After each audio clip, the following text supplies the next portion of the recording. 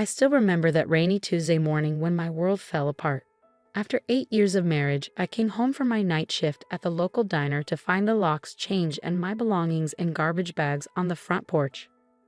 My hands trembled as I called my husband David, only to hear his cold voice. "It's over, Sarah. I've moved on. Don't try to come back." I stood there, rain soaking through my waitress uniform, staring at the house we bought together. Well, the house I bought, technically, my inheritance from my beloved grandfather, had paid for the down payment, but David's name was on all the paperwork. I trusted him completely when he said it was easier that way with his credit score. What a fool I'd been. My phone buzzed again. A text notification from our joint bank account. Balance, $0. 8 years of savings gone. My separate account, also emptied. He'd had access to everything because I'd trusted him. Because I believed in our marriage. I didn't know then that this was just the beginning. With nowhere else to go, I loaded what I could into my old Honda Civic, the only thing still in my name, and drove to my mother-in-law Patricia's house. Maybe there had been some mistake. Maybe she could help me understand what was happening. I should have known better. Patricia opened her door wearing her signature pearl necklace and disapproving frown. Behind her, I could see David's sister Amanda smirking. Well, Patricia said, looking down her nose at my wet, bedraggled appearance. "I suppose you're here to beg for money now that David's finally seen sense." "Patricia, please," my voice cracked. "I don't understand what's happening. Everything's gone. The house, our savings." "Oh, honey," she laughed, but there was no warmth in it. "Did you really think someone like David would stay with a waitress forever? He's finally moving up in the world, and he needs someone more suitable." She adjusted her designer watch. "Though I must say, you lasted longer than I expected. Most gold diggers would have shown their true colors years ago." "Gold digger?" I whispered, stunned. "I paid for our house. I supported him through his MBA." "With your grandfather's money," Amanda chimed in, "which you've been lording over David for years. Well, now he's paid you back. Guess you'll have to find another rich old man to mooch off of." I stood there, rain mixing with my tears, as 8 years of memories rewrote themselves in my mind. All those family dinners where they'd subtly mocked my job. The way they'd dismissed my contribution to David's success. How they'd never accepted me, the poor girl from the wrong side of town who dared to marry into their precious family. "Where is he?" I asked, my voice stronger now. "Where's David?" "On his honeymoon," Patricia said with a cruel smile.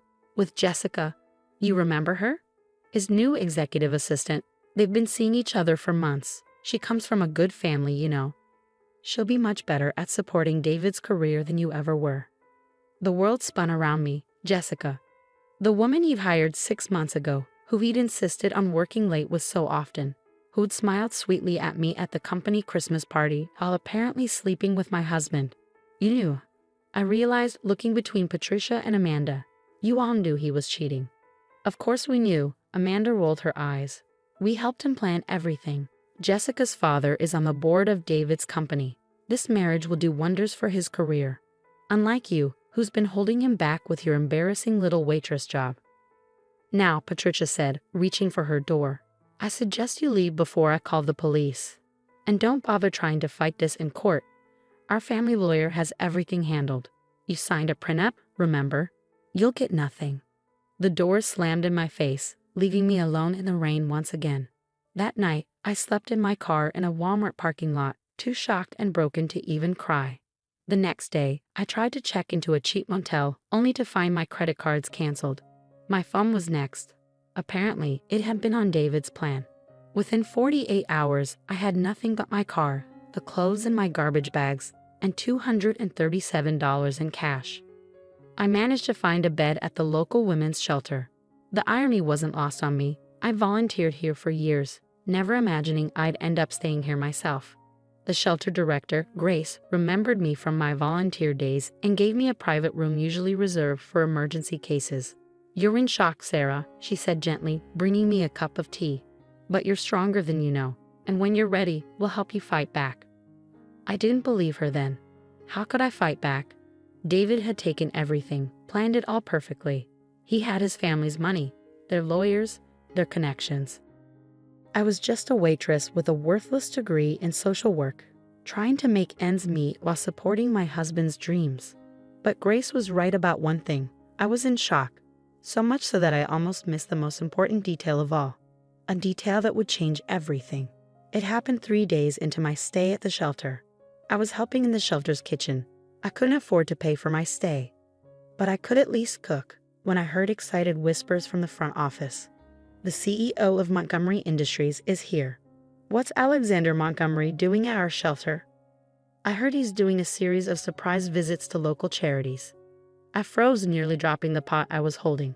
Montgomery Industries, David's company, the place he'd worked his way up to middle management, always complaining that he deserved more recognition, faster promotions. I'd never met anyone from his work. He'd always said I wouldn't fit in at corporate events. But I knew about Alexander Montgomery. Everyone in town did. The brilliant young CEO who'd taken over his father's company 5 years ago and transformed it into a tech giant. The businessman who put our small city on the map. The man who, if the gossip was true, had no patience for dishonesty or corruption in his company. Before I could decide whether to hide in the kitchen, Grace came rushing in. "Sarah, Mr. Montgomery is asking to speak with all our residents. He's making a large donation and wants to hear their stories firsthand. Would you be comfortable joining the group?" I looked down at my shelter-provided clothes, touched my unwashed hair. I don't know, Grace. I'm not really presentable." "Nonsense," she said firmly. "You're one of us now, and your story deserves to be heard." So that's how I found myself sitting in a circle with 15 other shelter residents, facing Alexander Montgomery himself. He wasn't what I expected. Younger than I'd imagined, maybe in his mid-30s, wearing a simple button-down shirt and slacks. No fancy suit, no arrogant attitude. He listened intently to each woman's story, asking thoughtful questions, taking notes. Then it was my turn. "I'm Sarah," I said quietly. "I'm here because my husband emptied our accounts and changed the locks while I was at work. He works for your company, actually." Alexander Montgomery's head snapped up, his pen freezing mid-note. "What did you say?" I couldn't stop now.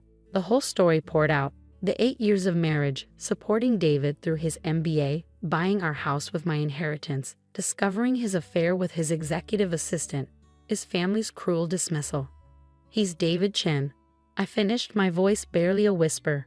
"In middle management, he just married Jessica Williams. Her father is on your board." The room was dead silent. Alexander Montgomery's face had gone completely still, his eyes intense. "David Chen," he repeated slowly. "The one who's been pushing for a senior director position, who's been claiming his wife is fully supportive of his career moves." I laughed bitterly. Supportive? I didn't even know he was divorcing me until I found my belongings in garbage bags. "Grace," Alexander said suddenly, standing up. "May I use your office for a moment? Mrs. Chen and I need to have a private conversation." "It's Ms. Miller now," I corrected quietly. "I'm going back to my maiden name." He nodded, a strange expression crossing his face. "Ms. Miller, then. Please, come with me." As I followed him to Grace's office, I had no idea that this conversation would change everything. That within 24 hours, David's perfectly planned new life would begin to crumble. And it would all start with 5 simple words from Alexander Montgomery. "I've been looking for you." I followed Alexander Montgomery into Grace's small office, my heart pounding. He closed the door and turned to face me, his expression intense. "5 years ago," he said, "did you write a business proposal for a corporate-sponsored chain of community resource centers?" My mouth fell open. "How did you?" "It crossed my desk when I first became CEO," he continued. "Brilliant concept, combining job training, childcare, and social services in economically disadvantaged areas. The financial projections were sound. The community impact analysis thorough. But when I tried to contact the author, Sarah Miller, she vanished. The email bounced back, the phone number was disconnected." I sank into a chair, memories flooding back. That was right after I married David.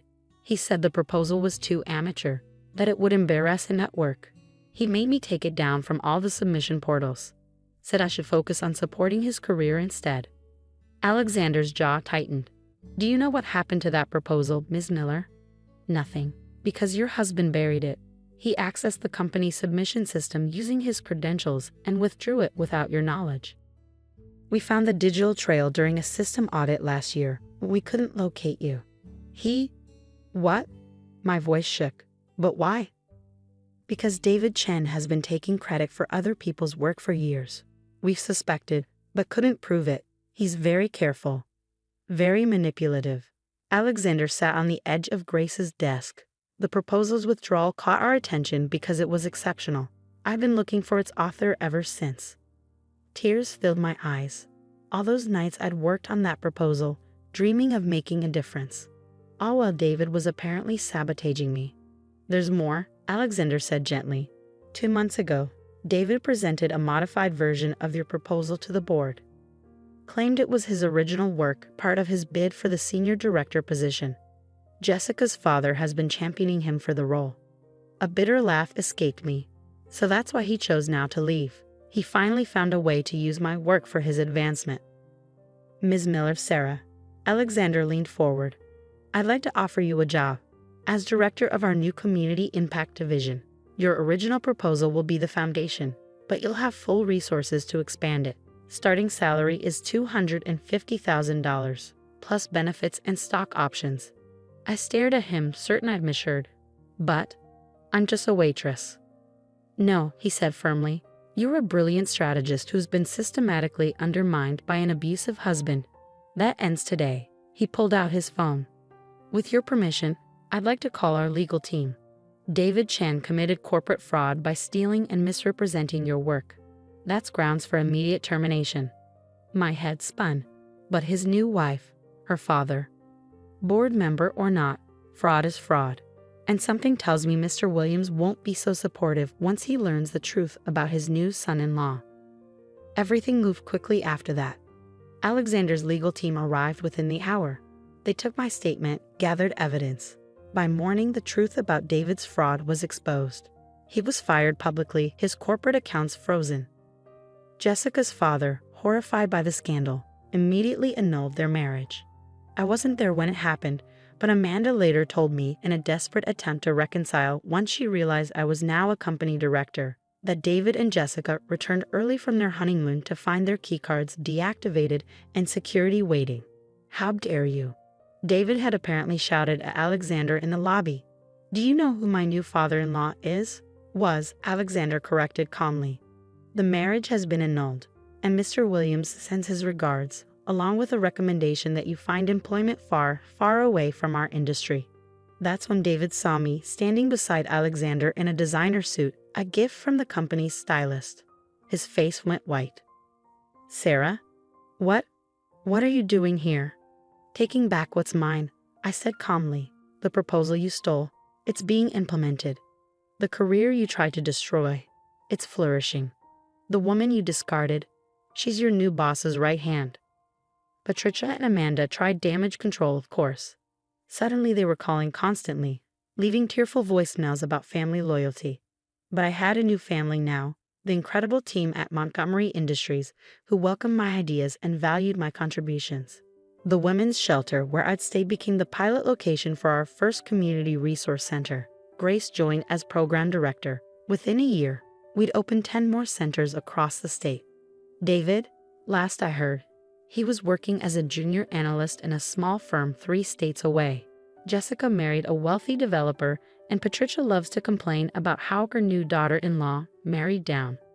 As for me, well, that's another story. One that started with late nights working on center proposals with Alexander, strategy sessions that turned into dinner discussions, meetings that lingered long after the agenda was complete. I'm not him, Alexander said one evening as we watched the sunset from his office. I'll never try to dim your light. I know, I replied, because I did know. I learned the difference between someone who wants to possess you and someone who wants to see you soar. 2 years after that rainy day when my world fell apart, I stood in the grand ballroom of the Montgomery Industries headquarters. Hundreds of employees and community members gathered to celebrate the opening of our 15th resource center. And now, the MC announced, please welcome our Community Impact Director and newest board member, Mrs. Sarah Montgomery. As I took the podium, my wedding ring catching the light, nothing flashy. Alexander knows I prefer elegant simplicity. I saw my old mother-in-law in the crowd. Patricia had wrangled an invitation through a business contact, no doubt hoping to reconcile now that I'd married up. But I wasn't the same woman she dismissed in the rain.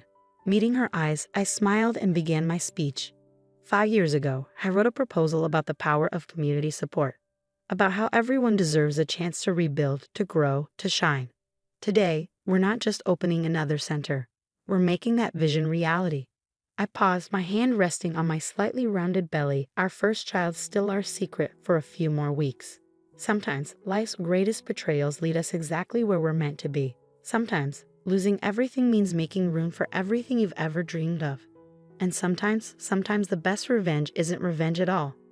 It's living your truth so boldly that those who tried to break you become nothing but a footnote in your success story. Alexander squeezed my hand as the room erupted in applause. And in that moment, I sent a silent thank you to David. His cruelty had freed me. His betrayal had led me here. I'd lost a husband who dimmed my light, but I found a partner who helped me shine. I'd lost a fake family who valued status, but I built a real one based on love and respect. Most importantly, I found myself, the woman who'd always been there, waiting to emerge. Strong, capable, unstoppable. That night, as Alexander and I drove home to our modest house, we could afford bigger. But I love this one's cozy garden, he asked. Any regrets? I touched my growing belly, thought of our expanding centers, our passionate team, our future together. Just one, I smiled. I should have checked the company submission portal years ago. He laughed, the sound warm in the quiet car. Everything happened exactly when it was supposed to. And you know what? He was right. Sometimes life's greatest blessings come disguised as its cruelest moments. Sometimes you have to lose everything to find what you never knew you were looking for. And sometimes a rainy Tuesday morning when your world falls apart becomes the first chapter of your greatest adventure.